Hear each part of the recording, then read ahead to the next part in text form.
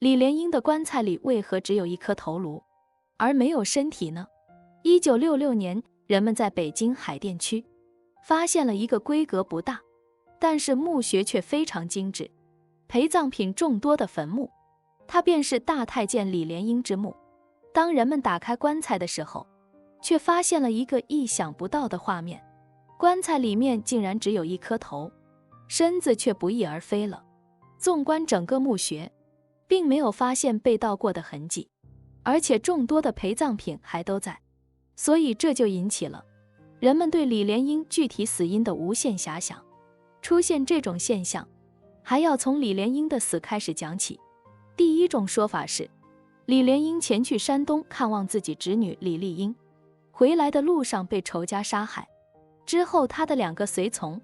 实在无法将整个尸体运回来，只好砍了头颅赶紧回来埋葬，因为晚一点很可能就臭了。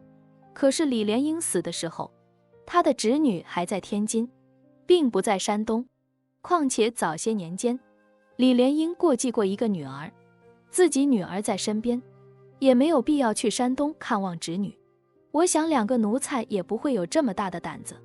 敢砍下主子的头，所以这种说法可信度不高。第二种说法是李莲英吸食鸦片已久，到了晚年回乡之后，手里有钱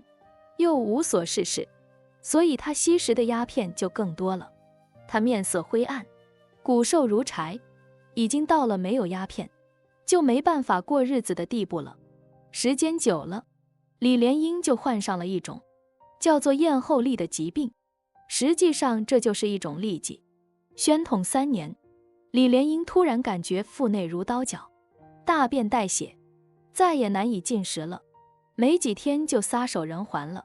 这种说法好像没有解释清楚为什么只有头颅的问题。在我看来，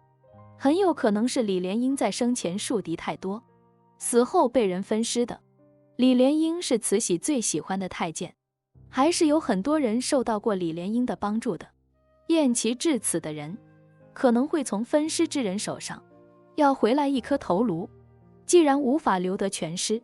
那就留最重要的头颅吧。所以人们普遍认为，大太监李莲英并不是如其继孙女所说的病死的，而是横死，遭人暗算而死。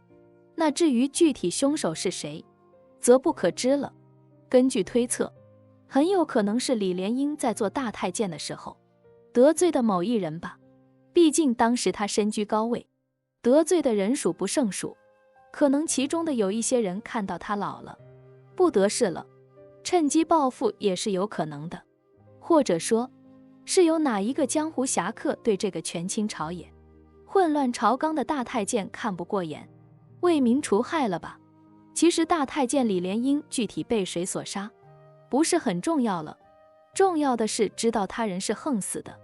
也就够了。欢迎关注我的频道，这样就不会错过更多精彩内容。